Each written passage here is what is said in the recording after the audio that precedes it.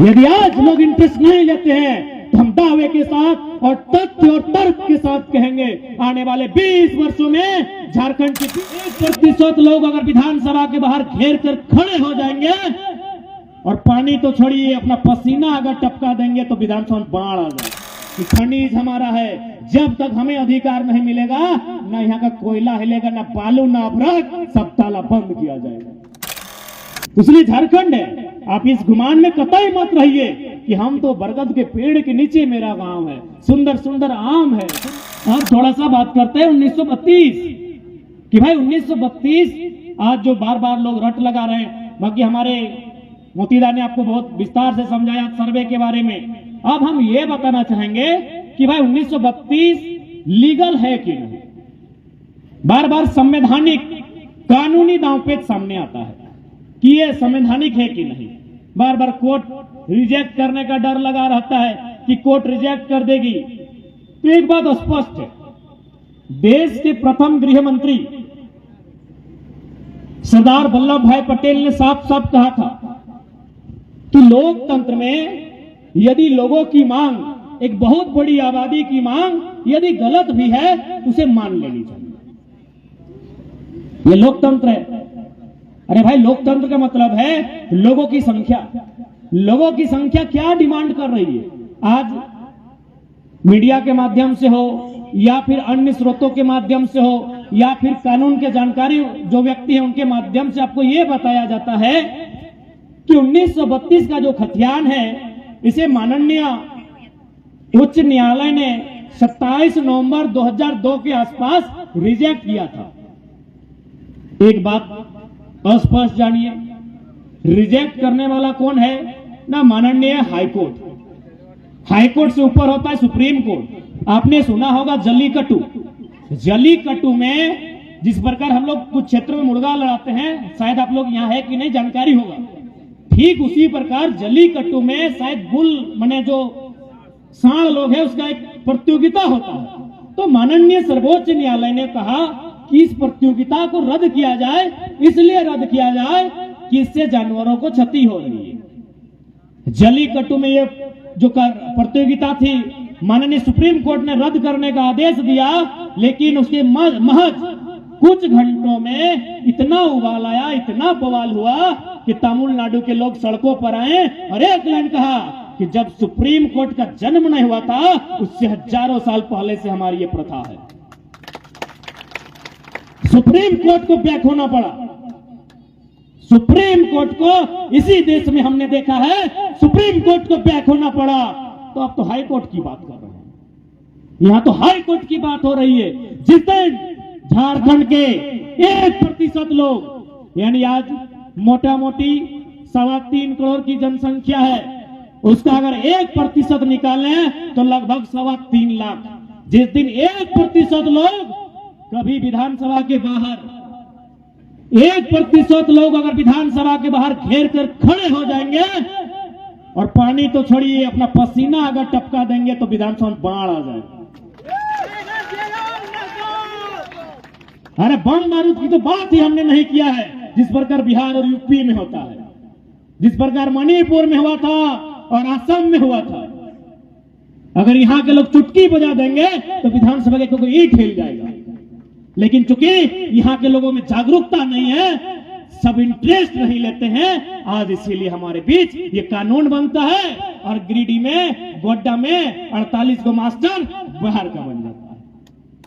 1% लोग जिस दिन विधानसभा को घेर कर खड़े हो जाएंगे, जिस दिन इस राज्य में फिर से एक बार सारे लोग सड़कों में आके आर्थिक नाकाबंदी करेंगे कि खनिज हमारा है, जब तक हमें अधिकार नहीं मिलेगा ना यहाँ का कोयला हिलेगा, ना बालू, ना अवरक, सब ताला बंद किया जाएगा।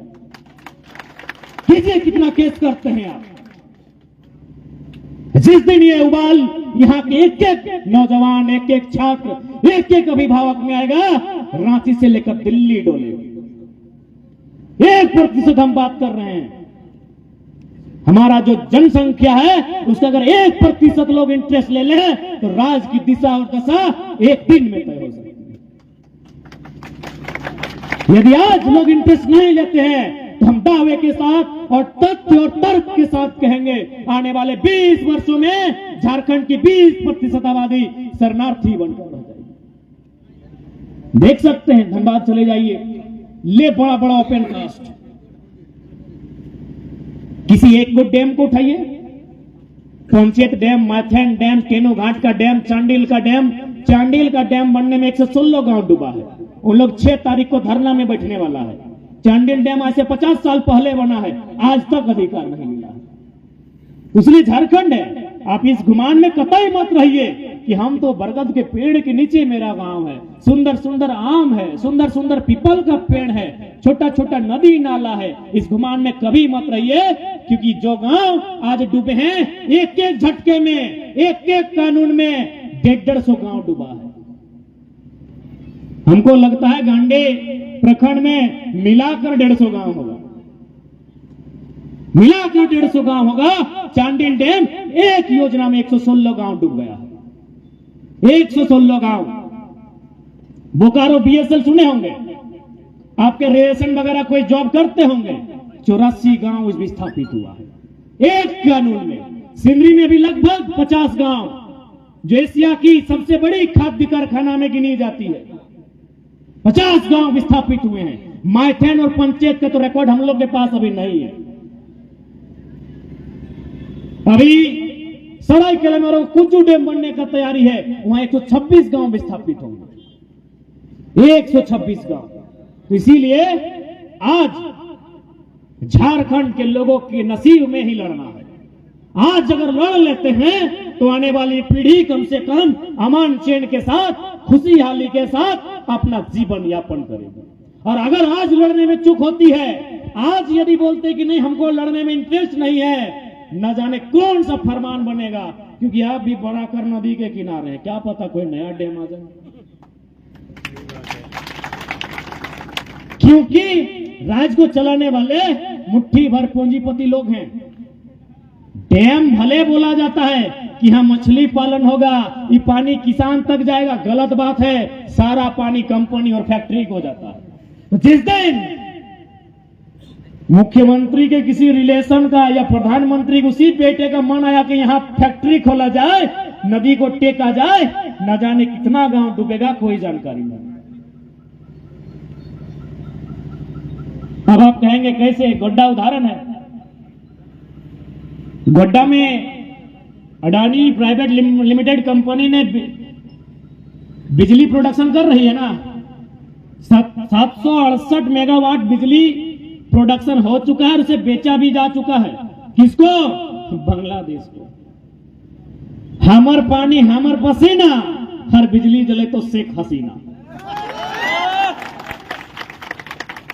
पानी हमर, टप टप टप टप पसीना हमर, बिजली बनते हमर जमीन में, और बल जले तो बांग्लादेश के महारानी।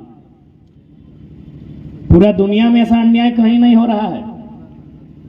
अडानी प्लांट का हम लोग थोड़ा सा स्टडी किए कि झारखंड आने से पहले ही प्लांट कहां बसने वाला था। उड़ीसा में जमीन मांगा गया, उड़ीसा में जमीन नहीं मिला। बंगाल में जमीन मांगा गया, बंगाल में जमीन नहीं मिला। कहे नहीं मिला? न बोला कि सब बिजली इंटरनेशनल कंपनी है, विदेश को बेचेंगे। उन लोग बोलेगा तो विदेश को बेचेगा तो विदेश में कंपनी खोलेगा। यानी बेवकूफ कौन? झारखंड के लोग।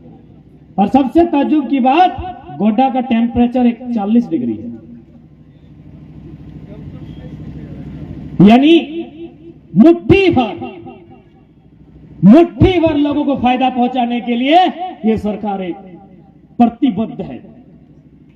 कुछ भी करेंगे, ये कुछ प्रतिशत लोगों को फायदा पहुंचाने के लिए ये लोग कुछ भी करेंगे। इंसान रहे नहीं रहे कोई फर्क नहीं पड़ता है। बड़े बड़े मंचों में जब जाएंगे तो दुनिया को विश्व गुरु, महागुरु, महाशक्ति होने का संदेश देंगे। लेकिन जैसे ही देश में आते हैं 1% लोगों के लिए सारा साधन संसाधन बेचने का काम करते हैं।